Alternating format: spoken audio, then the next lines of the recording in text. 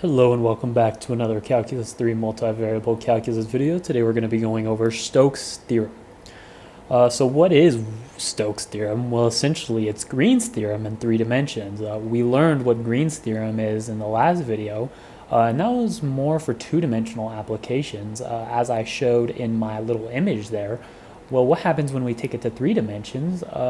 It's going to essentially be Green's theorem, but like I said, but in 3 dimensions. So what it does is it relates line integrals to surface integrals this time. I'll get into a little bit more about what the actual differences are, because we know surface integrals are actually 2 integrals, and then we had double integrals when we were doing Green's theorem. And once again, I'll go over what the difference between Green's theorem and Stokes theorem, because on paper they look pretty similar, but with one key difference. So there are some conditions that are met with Stokes theorem, as with every theorem. I guess first off, we need our surface to be a smooth orientable surface, meaning both the surface and the vector field must be continuously differentiable. That's a term that we learned in Calculus 1, meaning it is differentiable at every point. So the surface must be smooth and orientable, and I will talk about what that orientable means when I actually draw a little photo of another condition that I'll talk about in just a little bit here. But for our parameter C, that's going to have to be at the boundary of S. And what that means is if we had some kind of net or something, well, the brim of that net is going to be C, whereas the surface is going to be the net itself. And then finally, our orientation is going to have to agree. And like I said, I'll talk about that a little bit more right now, but we're going to be using the right-hand rule to make sure that the orientation agrees here. Just one more little thing here. I guess you could kind of intuitively think about Stokes theorem as the sum of all wind in that kind of net is going to be equal to the wind at that brim of that net.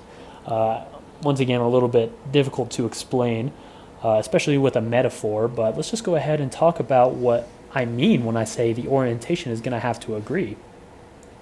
Well, I just kind of drew out this general surface here wherein I described what I have here. So this kind of top area, this lid or this half circle, well, that's going to be our surface S. And then this brim, like I was just talking about, is our parameterized path C. So when we're doing our parameterized path C, well, what we need to do is make sure that the curl that gets outputted on this surface is going to agree with our right-hand rule when we're following our path C. What I mean is, well, if our C path is positively oriented, meaning it is going counterclockwise, and we can kind of see that here, the arrows are kind of leading counterclockwise here. Well, what we're going to do is, I can't really show it, but we're going to grab our right hand and we're essentially going to curl it towards the orientation it's going. Make sure you point that thumb up, and wherever your thumb is pointed, that's where your curl is going to have to be. That's what that means. And it's easier to explain when we're actually doing an application, an actual problem. But essentially, like I said, what we're going to be doing is the right-hand rule. And perhaps we're familiar with this if we've taken physics or another Calculus 2. We actually spoke about the right-hand rule when we were doing cross products. That's going to be pretty fundamental when we are doing Stokes theorem, because if the orientation does not agree, then you're probably going to get a negative somewhere where you shouldn't, and that's going to throw off your whole calculation.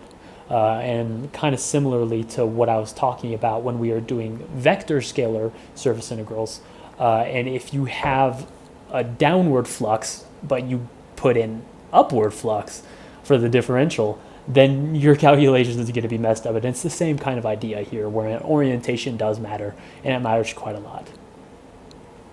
So I guess going into Stokes theorem itself, well, we have a line integral, a vector line integral, that is, over a closed path that is denoted by this little circle there, f dot dr, and that is going to equal the double iterated integral, the curl of f, our vector field, ds, and that is going to denote it as a surface integral. And I guess I wrote down Green's theorem here as well in green, because, well, the left half is the exact same, right? But the right half is different, and perhaps it's not too clear to us how it's different. Well, how it's different is we're going to have a dA here. dA meaning we're differentiating with respect to area. So this is a double integral here in Green's theorem, whereas Stokes' theorem is actually going to be a surface integral. So we kind of, like I said prior, we're leveling up from 2 dimensions in Green's theorem to 3 dimensions in Stokes' theorem. So that should be kind of a giveaway when we're kind of seeing what theorem means what. So realistically, basically, if it's a double integral with respect to area, it's going to be Green's theorem. And if it's a surface integral, then it's going to be Stokes' theorem. So that's really the primary difference. The curl of f, our vector field, is going to be the same. So I guess without further ado, let's just go ahead and get into our first example. So for our first example here, we're asked to use Stokes' theorem to evaluate the vector line integral over a closed surface with our vector field being z, negative z, x squared minus y squared, and c is bounded by z is equal to 8 minus 4x minus 2y in octant 1, counterclockwise oriented. So I guess 2 notes, maybe 3 notes here. One I'll get into in just a little bit. Counterclockwise oriented is given to us, so we don't have to figure out our orientation. So that's kind of what I wrote in our little red arrows there. This is going to be rotating counterclockwise. So that is our counterclockwise orientation, meaning that we are positively oriented. What else is that? How I graphed this plane is I plotted the intercepts, so I set x and y equal to 0 to find my x-intercept, which would be 8. Then I set my z and x equal to 0 in order to find my y-intercept, which was 4. And I setted my x-intercept, I set y and z equal to 0, which gave me that, and I pretty much just connected the dots from there. In octant 1, meaning, we're only going to have positive y, positive x, and positive z. So therefore, that's all I drew. So I guess getting into it, we're asked to use Stokes' theorem to evaluate this line integral, and we know that Stokes' theorem, we are given a vector line integral here of f dot dr over a closed surface, and that is actually going to equal this surface integral of the curl of our vector field, ds, and that is going to be over some kind of region. So I guess we need to remember how to do a surface integral first off, I suppose. Same steps as our usual, we're going to be using PIDI, our little acronym there, PIDI. Gives you the roadmap that you're going to need there. So just want to make sure that we know that this is a vector field surface integral, just so we know it's not scalar. That should be pretty obvious to us by now, but I just need to reiterate it. So going ahead and solving here, we're going to have our first step be parameterize.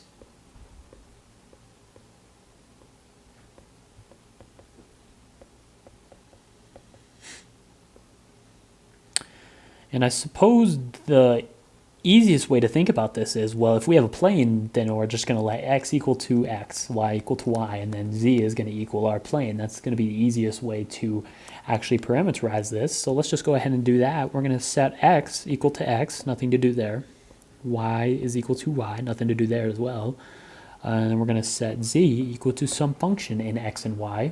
And that was 8 minus 4x. Minus 2y. And now we kind of need to look at our bounds on x and y. Well, we can do one of two things. We can either bound our x to be a function, or we can bound our y to be a function. And kind of just familiar to me personally, I'm going to go ahead and bound that y to be a function. So what I'm doing is this is going to be right here. This is going to be our inner bound right here, is this kind of circle going into the x is equal to 0 plane and exiting out of some kind of function there. And I guess kind of solving this in terms of y here, well, this whole function is z is equal to 8 minus 4x minus 2y. And setting this into terms of x and y, we're going to be setting our z equal to 0, since this is going to be in the xy plane. So setting this to 0 is equal to 8 minus 4x minus 2y, we can just go ahead and do some simple algebra. Add 2y on both sides, 8 minus 4x. And let's just go ahead and divide that 2 out. So we have y is equal to 4 minus 2x. And that'll be our bounds on y.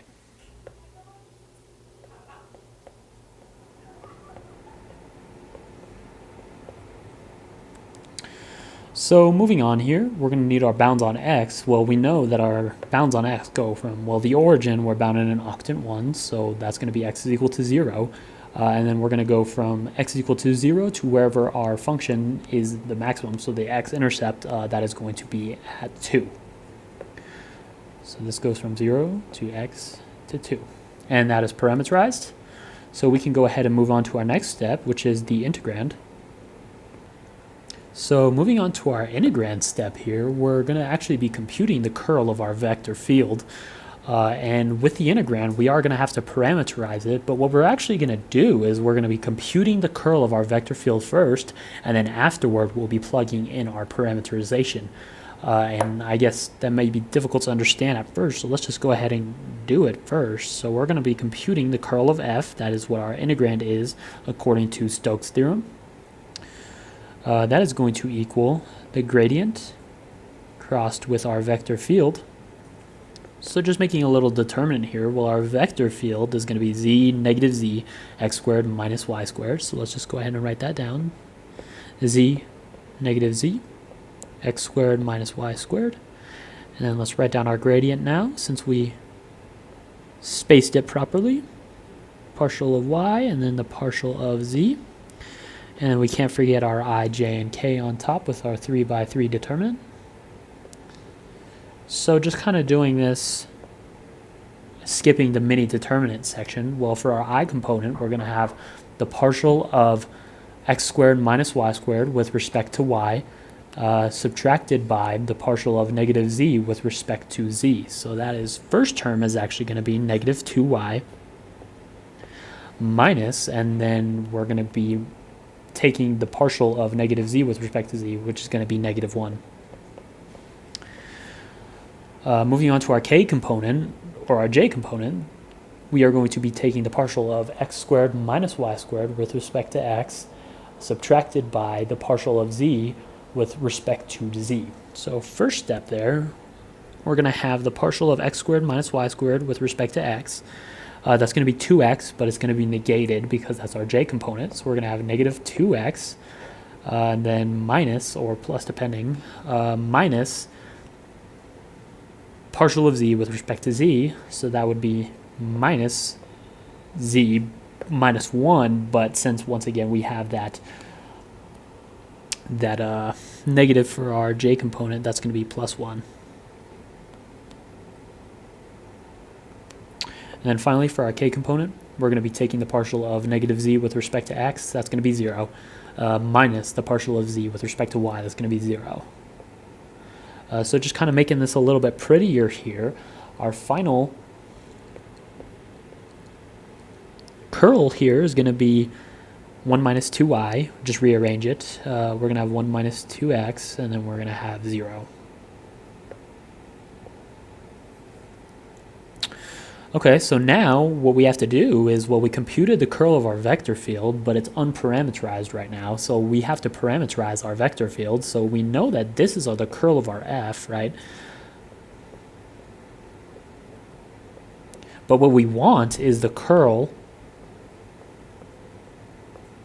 of our f with our proper parameterization. So our r of xy. And conveniently enough for this example, kind of one of the reasons I chose it as first is because, well, we don't have a z component in there, and that's really the only thing that's going to be different according to our parameterization. Our x is going to be x, our y is going to be y, and our z is going to be something different, but we don't have a z in our final curl of f, so we can just go ahead and leave it as the same thing. But just so we are aware, if I were to have had like polar or something like that, or cylindrical, I guess, wherein I have x is equal to r cosine theta or y is equal to r sine theta, I would have to plug that parameterization in. But luckily, with this plane example, we didn't actually have to do that. Moving on to our third step, our differential.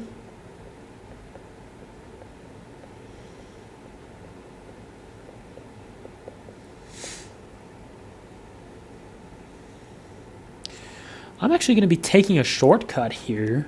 Like I said, when I was actually doing the surface integrals for vector fields video, I kind of advised against it, but just for the sake of time and simplicity, I'm confident that we can solve the differential if we really wanted to the long way, but since we can note here that, well, for our parameterization, we have x is equal to x, y is equal to y, and z is equal to some function in x and y, meaning it is explicitly defined, which makes it so that we can actually just kind of take a shortcut and skip all of that differential and kind of write down this right here, well, our r sub x cross r sub y, which is what we were looking for, that's actually just going to be equal to our z, our explicitly defined function, partial in x and the I component, negated.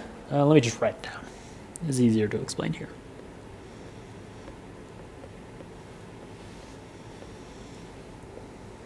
And 1. So basically what this is saying is, well, if we take the partial of our z right here with respect to x, then that's what's going to go in our I component for our cross product. And similarly, if we take the partial derivative of our z, our explicitly defined function, with respect to y, that's going to be the j component of our differential. And obviously, we're going to want to negate those two. And then lastly, it doesn't matter what it is. If it's explicitly defined, it's going to be 1 for our z. And there is a proof there, and like I said, I'm not going to get into the proof right now because realistically, if I were to solve the differential, if I were to take the partials of our parameterized surface and plugged it into our determinant, then it would be the exact same thing. But, well, like I said, just for the simplicity here, we're going to go ahead and use this little formula. So our negative z sub x, so we're taking the partial of this function right here with respect to x, so that would just be that 8 is a constant, so that's going to go to 0. That negative 4x is what we're actually going to be differentiating. That's just going to be negative 4, and then that negative 2y is also treated as a constant, so that's going to be 0 as well. So we're going to have negative 4, which is just going to equal 4. The negatives cancel out. As for our j component, we're looking for our negative z sub y, which is just notationally, like I said before, we're going to be taking the partial of our explicitly defined function z over here with respect to y now and negating it. So similar process to last time, we're taking the partial here with respect to y. Well, that constant's going to cancel out to 0. That negative 4x is treated as a constant. It's going to cancel out to 0. And then this negative 2y, well, the derivative of negative 2y with respect to y is going to be negative 2. So we're going to have negative 2, and that's just going to cancel out. So it's going to equal 2. And then finally, we have our final component, which is 1. That was constant from the beginning. Therefore, we didn't have to take any partial derivatives of our explicitly defined function there. And this is kind of the step here where I need to take a little break and talk about how, well, the orientation matters here. When we do our right-hand rule, and this is something that I actually didn't do quite yet, but when we do our right-hand rule, we're going to be crossing our right hand along that counterclockwise curve, and our thumb is going to be pointing up. Meaning what? Meaning our z has to be pointing up as well. So our z for our differential must be positive, and conveniently enough, that is exactly the case. This is positive, therefore it is, make a little note, oriented properly by the right-hand rule. And I guess just want to reiterate it, we're going to be using our right hand, we're going to be curling our fingers and pointing our thumb up in the direction of our curve, our C, which is counterclockwise oriented. and that will result in our thumb pointing up. Therefore, it has to be upward oriented. Therefore, the z value has to be positive in our differential. So our differential is good. If we were to do r sub y cross r sub x, then we would have to change it, but thankfully we actually did it in the proper order originally. So I suppose the last step here, let's go ahead and move our differential. Sorry. Our last step here is to solve the integral.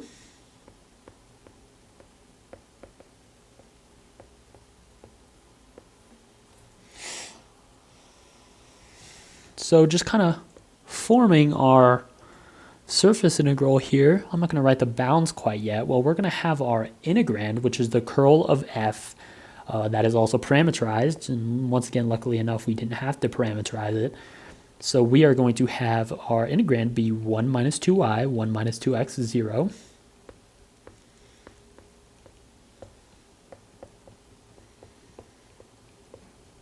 And then that is going to be dotted with our differential, which we just found is 4, 2, 1.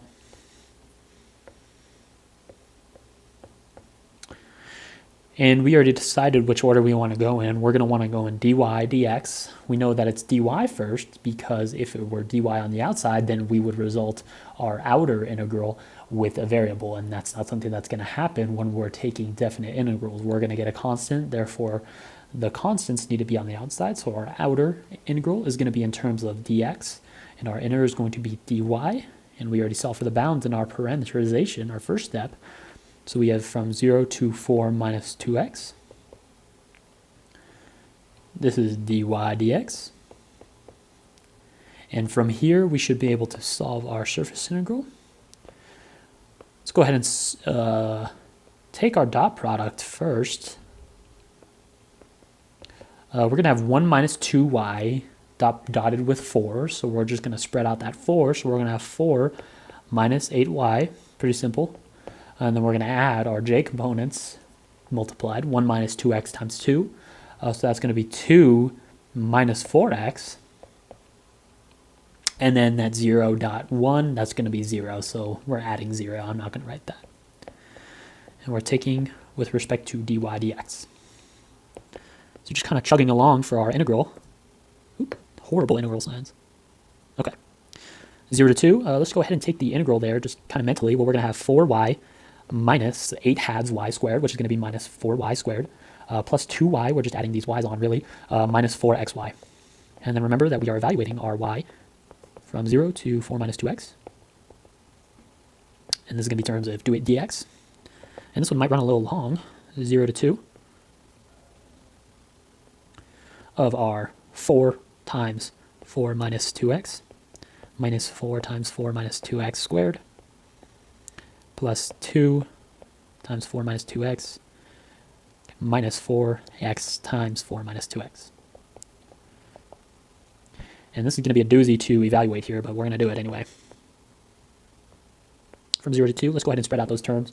That 4 times 4 is going to be 16. That 4 times negative 2x is going to be negative 8x. Moving on, we're going to have negative 4 times 4, which is going to be negative 16. Oh, never mind. Actually, this is going to have to be FOILed out. Let's see. 4 minus 2x squared is going to be 16 minus 8x plus 4x squared. So we actually have minus 4 times that, and I guess we'll do that in the next step.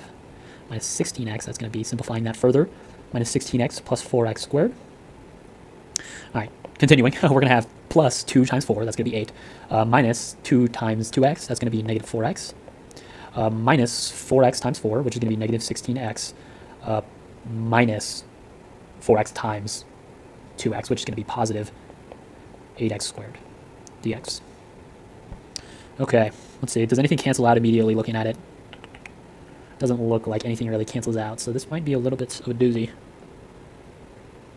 From 0 to 2, simplifying this all the way, 16 minus 8x minus 16 times 4, which is 64, plus 16 times 4, which is 64 again, x minus 16x squared plus 8 minus 4x minus 16x plus 8x squared dx. All right, simplifying terms here. We have 16 plus 8, 16 plus 8. Any more constants other than this negative 64? So we're going to have That's going to be 24 minus 64, which is going to be negative 40. And then as for our x values, we're going to have negative 8 plus 64. Let's see, minus 4x minus 16x. So this is going to turn into negative 20x. And then this is going to turn into 56x. Just making sure I'm not forgetting any terms here. 56x minus 20x is going to be 30x. 36x. All right, and now finally our x squared terms, so our second order terms, negative 16x squared plus 8x squared, which is going to be negative 8x squared dx. Now we can actually evaluate this. So this is going to be negative 40x plus 18x squared minus 8/3 x cubed, evaluated from x is equal to 0 and x is equal to 2. And I might get out my calculator for this one. Let me see. This might be just negative 40 times 2 plus 18 times 4 minus 8/3 times 8, which is going to equal negative 80 plus 18 times 4, 18, 36 times 2, 72, minus 64 over 3. And I'm not going to simplify that 64 thirds. This is going to be negative 8 minus 64 thirds. Yeah, I might as well. 8, 16, 24, negative 24 over 3 minus 64 over 3, which is going to equal 80, 88. So negative 88 thirds will be our final answer here. I apologize for the extremely long integral. I did not realize it would be that long, but I guess the process is what we matter most about, not the algebra. So that was our first example. Let me just make sure that we know that, well, for our differential, it is going to have to be oriented properly by our right-hand rule. That's the biggest note, I'd say. And my second biggest note is that we make sure that it is positively oriented, so it's clockwise oriented, counterclockwise oriented. And I guess my last note here is that when we are calculating our integral, we can just go ahead and take the curl of our vector field and then parameterize that curl. That'll make it a lot easier. So I guess let's go ahead and go into our next example. Moving on to our harder example here, we're asked to find the surface integral, wherein our integrand is the curl of a vector field, where S is the part of z is equal to x squared plus y squared. Just note that's kind of like a bowl shape that lies inside x squared plus y squared is equal to 4. And note that that is a cylinder. Oriented up, our vector field of x, y, z is given to us as x squared z squared plus y squared z squared j plus x, y, z, k. You've given us some I, j, k notation here, so we're a little bit thrown off our game perhaps, but just know that I might as well just turn this into bracket notation now so that we can kind of decipher it easier. Our I component, well, it's going to be x squared z squared, j component y squared z squared, and our k component is going to be x, y, z. So we went ahead and did this. Well, what is it exactly asking here?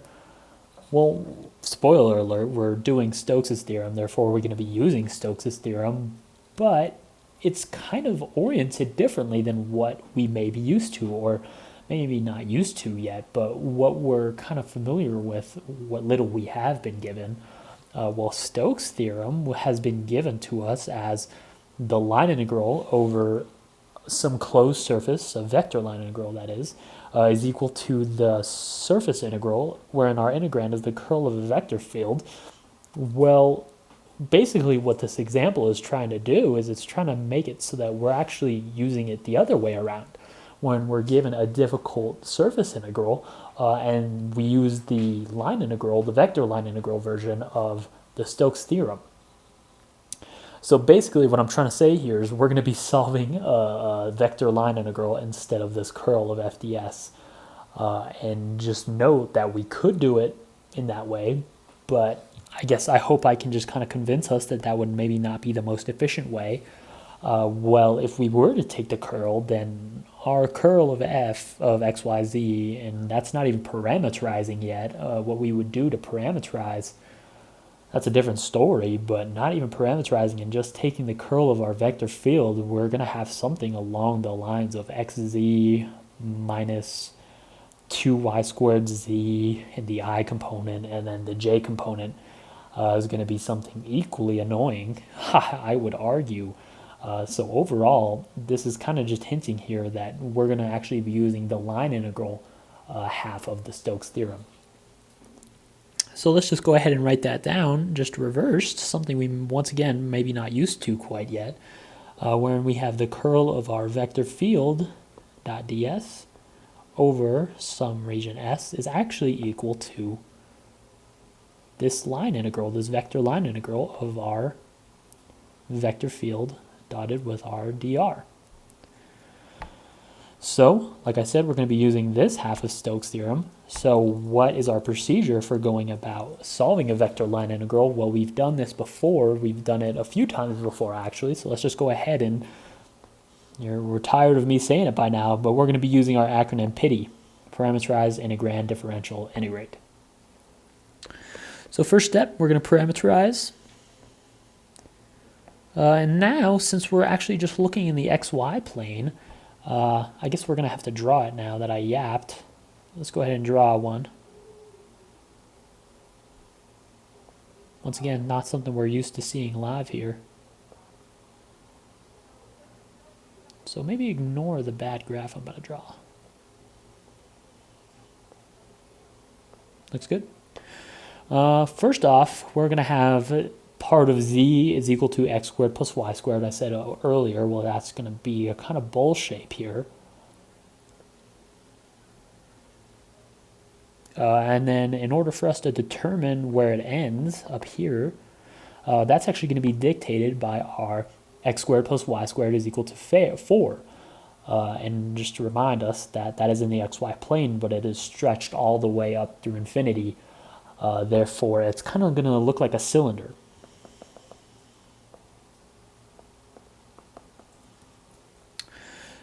So this is kind of casting a shadow down into the xy plane. That looks like that x squared plus y squared is equal to 4. And this is actually going to be the region that we're caring about here.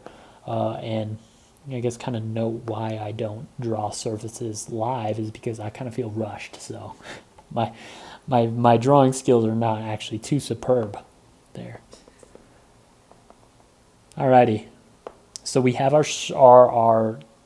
xy plane that we're really going to be parameterizing here. So let's just go ahead and go to parameterize. Looks like this is going to be, well, we're going to have to parameterize in 3 variables now.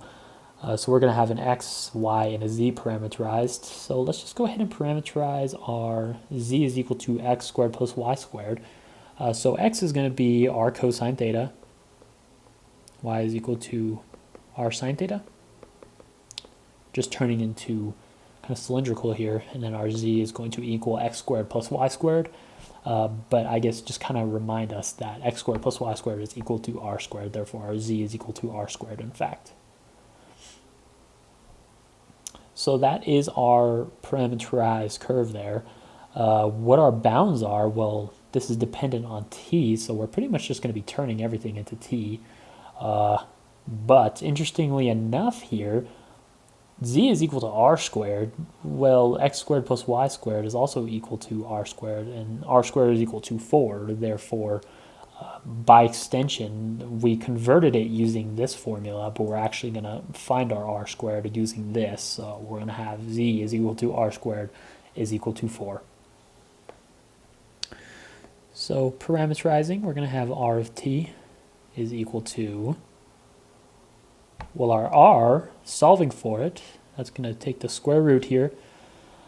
R is now equal to the square root of 4, which is 2. So we solved for our r. Therefore, our z is going to be 4, but our r is 2. So we have 2 cosine theta, or cosine t now.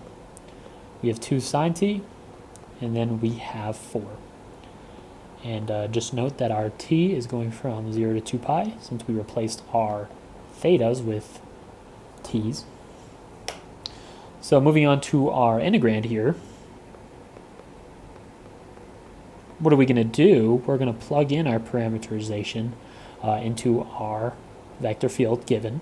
So our vector field of x, y, z is equal to, what was that, x squared, z squared, y squared, z squared, and x, y, z. Now plugging in our parameterizations here of r of t, that is going to equal x squared, so that's going to be 4 cosine squared of t times z squared, which is going to be 16. So just kind of skipping a step, we're going to have 64 cosine squared of t. Similarly, we're going to have y squared, z squared, which is going to equal 4 sine squared of t times 16. 4 times 16 is 64. 64 sine squared of t. And then x, y, z, well, that's going to be 4 times 2 times 2. That's 4 times 4. That's 16. So we're going to have 16 sine t cosine t.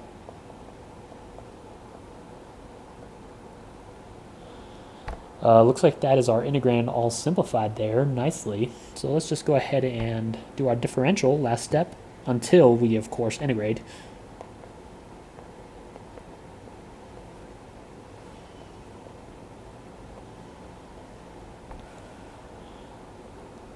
Our differential is going to be r prime of t, which is going to equal the derivative taken with respect to t of our vector that we parameterized, which is 2 cosine t, 2 sine t, and 4. With respect to t, well, this is just going to be the derivative of 2 cosine t with respect to t. We know that is going to be negative 2 sine of t. For our j component, we're going to do the derivative of 2 sine of t with respect to t. That's going to be 2 cosine t. And then taking the derivative of that constant in the k component with respect to any variable, well, that's just going to be 0. So that's our differential. Looks like we can actually just go ahead and solve now. So let's just set up our integral. Well, our integral, remind us that what we're solving for is that line integral, vector line integral. So we're going to go ahead and have a single integral with that kind of circle in the middle to indicate that it is closed region.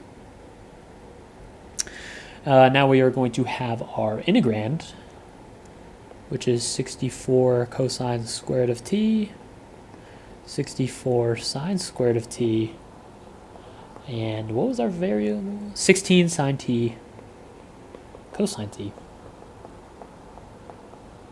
And this is now going to be dotted with our differential.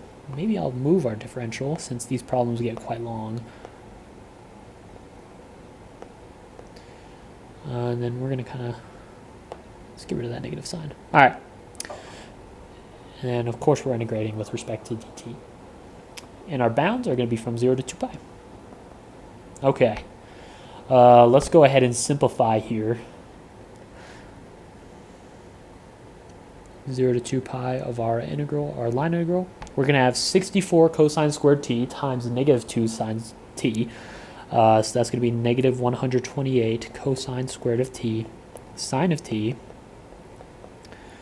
And then we're going to have 64 sine squared of t times 2 cosine t, which is going to be 128. Oops, that's going to be plus 128 sine squared of t cosine t. And then our final component is going to be 16 sine t cosine t times 0, which is just going to be 0, obviously. Alrighty. Well, we could go ahead and use u sub on this, and we could actually just split it up into 2 different integrals and then add our result. But I'm just going to save us time. The answer is going to be 0. Why is the answer 0? Well, we can kind of do a shortcut in our head, and I guess I'll kind of prove my point. Well, no matter what we do for either of these integrals, we're going to split up the integral into 2 different parts. Okay, so we're going to have an integral from 0 to 2 pi of negative 128 cosine squared of t sine of t. So that's going to be our first integrand. And then our second integral is going to be likewise the integral from 0 to 2 pi of 128 sine squared of t cosine t dt. So what's the kind of shortcut that we can do on our head here? Well, no matter what we do, no matter what we have u equal to, for just kind of simplicity for this first one, if we let u equal to cosine, which is what it would be, we're evaluating some kind of cosine from 0 to 2 pi. Well, when we change our bounds are going to be from 1 to 1. That's what cosine is at 0 and 2 pi. So when we're evaluating from 1 to 1 or 2 to 2 or the same number for each of our bounds, it's going to be 0. They're just going to cancel each other out. And likewise for this other example, well, we're going to have some kind of power of sine wherein we have our u is equal to sine. Well, sine at 0 and sine at 2 pi are both 0. Therefore, each of these is 0. So this is kind of a mental shortcut that we can take if we recognize it early enough. That, well, no matter what we do here, it doesn't matter. We can do the u sub. We can solve for our du. We can change our bounds in terms of our u. We passed Calc 1 and Calc 2. We're in Calc 3 now. We can do that. I know we can do that, but it's just a matter of whether or not we can recognize that pattern. So once again, skipping that step, this is just going to equal 0. And if you'd like to prove it yourself, go ahead, I guess. But no matter what we do, the answer is going to be 0 here, whether or not you show the work or not. So I guess getting rid of moving on past my tangent of how cosine and sine and this integral doesn't matter, it's just going to be 0. Well, using Stokes' theorem, we deduced that this original integral that we were given here, this original surface integral that we were given there, using Stokes' theorem, we turned it into a vector line integral, and solving that vector line integral indeed turned out to be pretty fast, enough to the point where, well, the answer was just going to turn out to 0. So if we did evaluate that surface integral of the curl of our vector field, then would have gotten the exact same answer. It's just going to be 0 at the end of the day. Yeah, thank you very much. That was Stokes' theorem.